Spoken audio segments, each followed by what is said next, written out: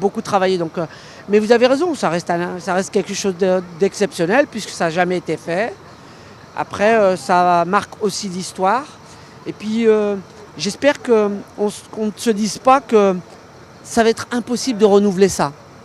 J'aimerais vraiment que ce résultat se pérennise pour l'avenir et que lorsqu'on croise l'équipe nationale féminine d'Algérie, eh bien, on sait qu'on va tomber sur un os difficile à manœuvrer. Pour le peuple algérien, moi j'ai toujours dit que notre peuple, que ce soit les U15, les U16, les U17, que ce soit filles, garçons, dès qu'on est dans une compétition importante et qu'on gagne, ou qu'on fait quelque chose qui les rend fiers, ils sont toujours là. Donc on les a rendus fiers et je crois qu'on les remercie parce qu'on a senti quand même, je sais pas, cette ferveur transpirer à travers, enfin voilà, elle a traversé nos cœurs et on les remercie en tout cas et je sais que ça va pas s'arrêter là. Et on est très fiers de mettre enfin le drapeau de l'Algérie au mondial féminine.